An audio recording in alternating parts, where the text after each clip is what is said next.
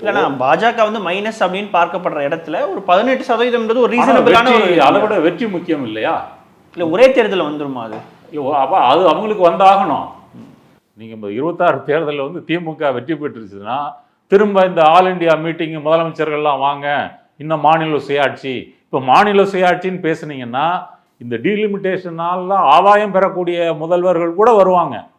அகிலேஷ் யாதவ் வருவார் இல்லையா, லல்லு பிரசாத் கட்சி அதிலேருந்து அவர் தேஜஸ்வி யாதவ் வருவார், இவங்க எல்லாருமே வருவாங்க. அப்போ இந்த பிளாக் வந்து இந்த கூட்டணி வந்து ஸ்ட்ராங் ஆகிடக்கூடாது அப்படின்றது பிஜேபியினோட நோக்கம்.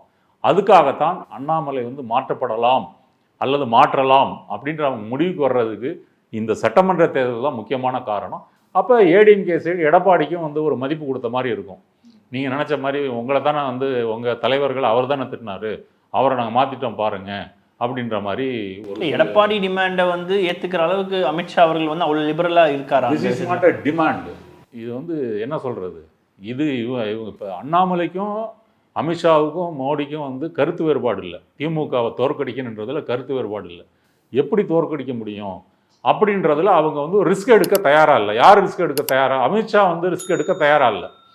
போன தேர்தல் போல் இந்த தேர்தலில் வந்து அண்ணாமலையின் முடிவுகளை கேட்டுக்கொண்டு நம்ம வந்து நடக்க முடியாது. போனவரை அண்ணாமலையின் முடிவுகளை மட்டும் இல்லை, அவங்களே பல சர்வேலாம் எடுத்து ஒரு முடிவு செஞ்சுருக்கலாம். ஆனால் இந்த தேர்தல் ரொம்ப குரூஷியலான தேர்தல். இதில் திமுக ஜெயிச்சிருச்சுன்னா இந்தியா முழுக்க வந்து ஒரு மாற்று இந்தியா வந்து உருவாயிரும். ஒரு நிழல் பாராளுமன்றம் போல் இவங்க கூடி பேசி ஒன்றிய அரசுக்கு நெருக்கடி கொடுப்பாங்க. அதனால வந்து அண்ணாமலை வந்து மாற்றுறதுக்கு முயற்சி பண்ணுறாங்க. அந்த காரணத்தினால எடப்பாடிக்கு ஒரு மகிழ்ச்சியை தவிர எடப்பாடி விரும்பி இந்த மாற்றம் நடக்கல. ஆனால் அண்ணாமலை அவர்கள் வச்ச இன்னொரு விஷயம் என்னன்னா 2031 நிச்சயமாக பாஜகவினுடைய ஆட்சியை அமைத்தே தீரும். அதுக்கு 2026 நம்ம அதிமுகவோட கூட்டணிக்கு போனோம் அப்படின்னா திரும்ப அவர்களுக்கு உயிர் கொடுத்த மாதிரி இருக்கும். அதனால இந்த 2026 வந்து நம்ம தனித்து போகலாம் அப்படின்ற ஒரு பிளான் வந்து அண்ணாமலை சொல்றாரு. அது வந்து பாஜகவுக்கு வந்து ஒரு உதவியா இருக்காதா தமிழ்நாட்டில்?